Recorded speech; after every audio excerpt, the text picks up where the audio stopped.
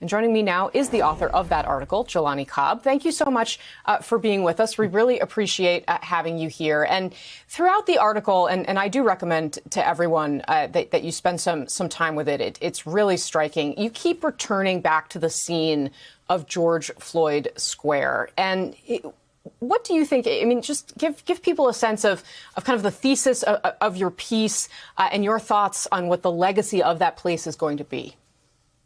I think that for people who were outside Minneapolis, it was very clear, it seemed to have, a classic story arc of there being a terrible thing and there being a trial, and that concluded it.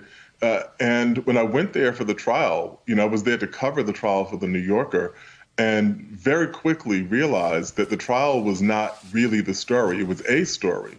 But the real dynamics of what was happening in the city and the aftermath, were taking place across town in the area that's come to be known as George Floyd Square.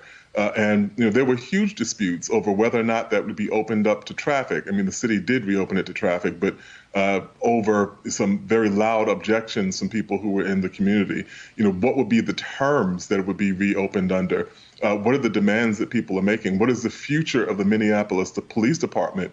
Where do the politicians, and particularly the city council, stand on these issues?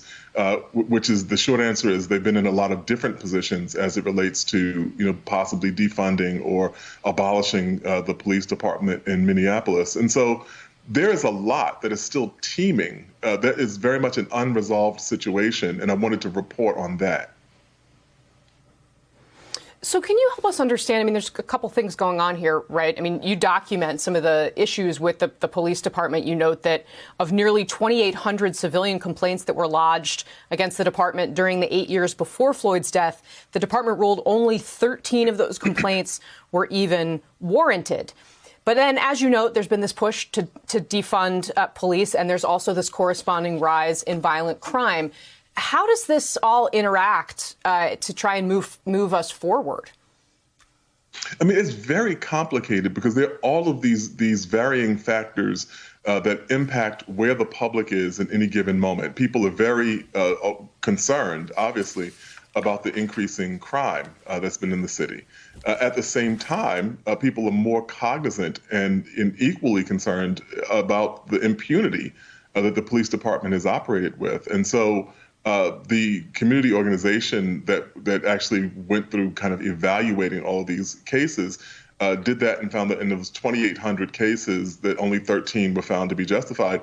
But that was the police department overseeing itself, which is an obvious conflict of interest. And so the people who are not necessarily interested in either of those extremes of abolishing the department outright or allowing it to continue to operate with impunity have fallen on the side of saying that there really needs to be stronger oversight of the department as it exists. And just as one other factor complicating it, the police department is down by almost a third, I believe. Police officers have just made an exodus from the Minneapolis PD to other surrounding departments. And so all of these things are being churned around, and it's very difficult to kind of understand where this equation will lead us to. Which is why, of course, the reporting that you've done on this is so important. Jelani Cobb, thank you very much for being with us this hour. We really appreciate your time.